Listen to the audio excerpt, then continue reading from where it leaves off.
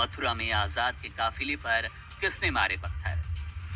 चंद्रशेखर आजाद की कैसी है हालत?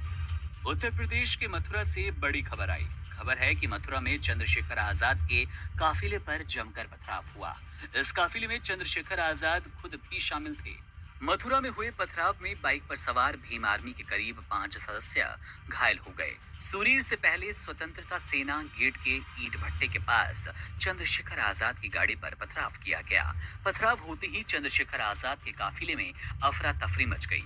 देखते ही देखते वहां का माहौल पूरी तरह से तनावपूर्ण हो गया। इलाके में तनाव की वजह से भारी संख्या में पुलिस फोर्स तैनात की गई और पथराव करने वालों को हिरासत में लिया गया। अब सवाल यह है कि इस पथराव में चंद्रशेखर आजाद घायल हुए क्या या बच गए, यानी कि जान बाल बाल बची। अगर घायल हुए हैं तो उनको चोटें कितनी आई वो बताते।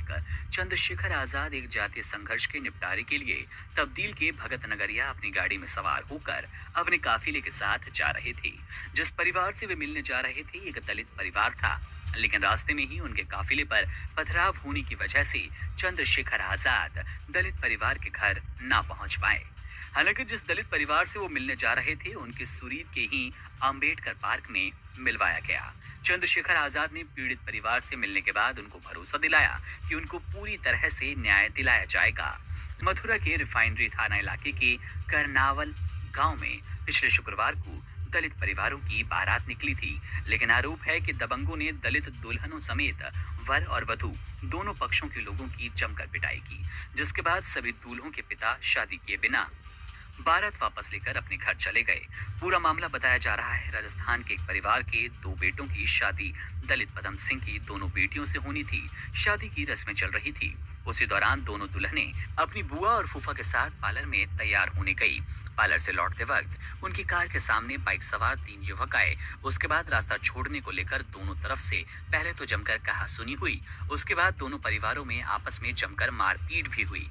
इसके साथ ही आरोप है कि इस दौरान जाति सूचक शब्दों का इस्तेमाल किया गया। इसी मामले में चंद्रशेखर आजाद दलित परिवार से मिलने जा रहे थे, लेकिन बीच रास्ते में ही उनके काफिले पर पथराव कर दिया गया। हालांकि इस पथराव में चंद्रशेखर आजाद को चोटें नहीं आई, लेकिन पुलिस ने जिस शख्स को गिरफ्तार किया उससे पूछताछ जारी है कि आखिर उसने ऐसा क्यों किया। बहरहाल इस खबर में इतना ही। तमाम बड़ी खबरों और राजनीतिक उठापटक